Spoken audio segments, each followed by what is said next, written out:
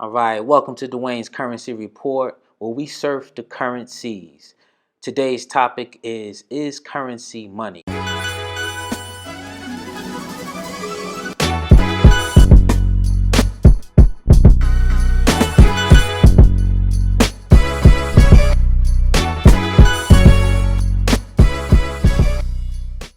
We work every day for something very few know what it is or how it's created, and why should it matter?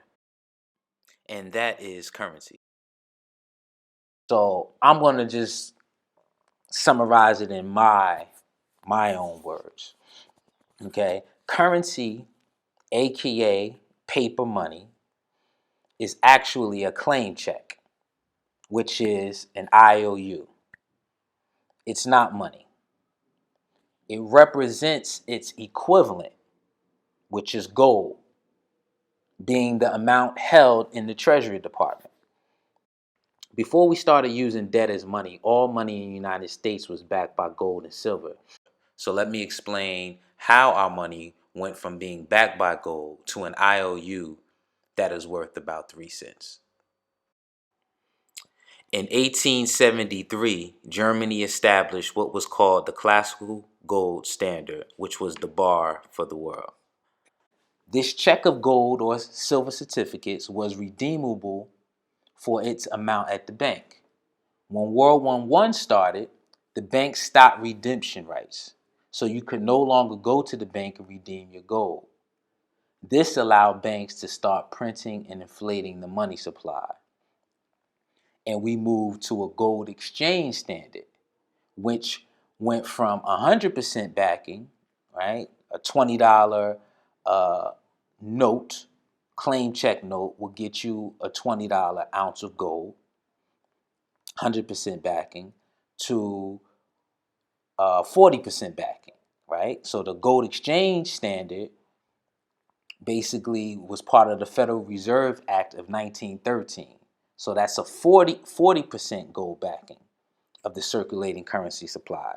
So for every $50 claim check note, it was backed by $20 worth of gold, right? So now at the end of World War II, the United States became the custodian of 2/3 of the world's gold. So the United States was holding 2/3 of the world's gold, and being that we were still the reserve currency, the Bretton Woods Act pegged all of most of the currencies of the world to our currency. And then our currency was backed by an ounce of gold at $35. So this is the Bretton Woods Act, right? So you see we go from um, pre World War One, 100% redemption rate, 100% gold backing, to after World War One, we go to a 40% backing. Now, after World War Two, hence the Bretton Woods Act, all currencies are backed by the dollar. And the dollar is then backed by $35 an ounce, which would allow even less accountability. So each time the backing is lowered, it allows the banks to print more money.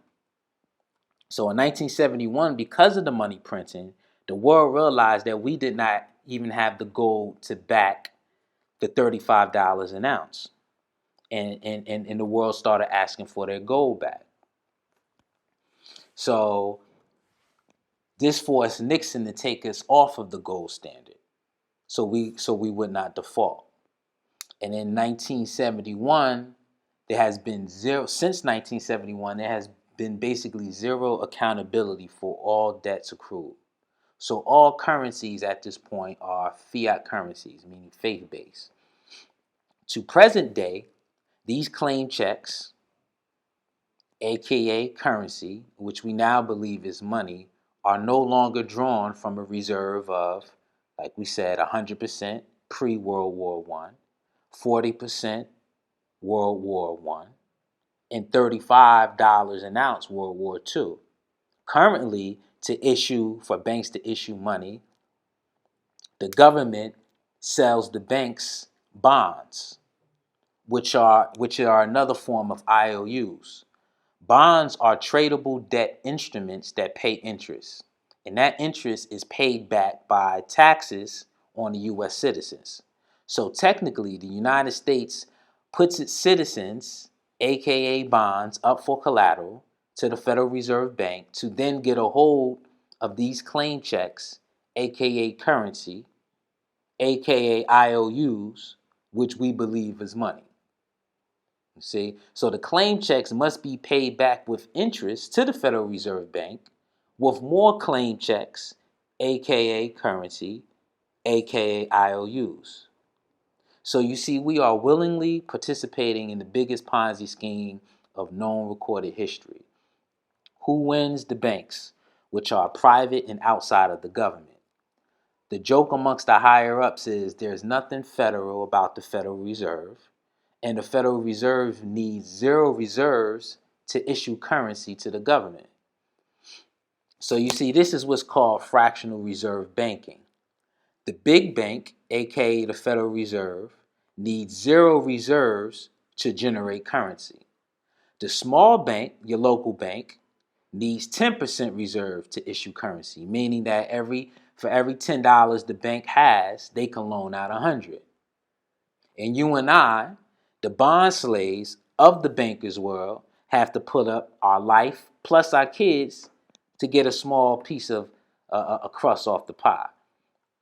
So we can see just from 1873 till present the drastic changes of our monetary system, twisted, turned to benefit the elite. We are presently witnessing the next leg that will wipe the board clean again and take the bond slaves' little resources that we have away from us again. Bye-bye paper, hello digital. Truth be told, as the elites played their game of heist, the poor were witty enough and found ways to play the heist game too. But in the new age of blockchain, where the all-seeing eye will definitely identify all transactions, the Most High will surely have to bless the people with the way out. The dollar bill is about to be in a museum, and so will the phrase, God, in God we trust. Peace.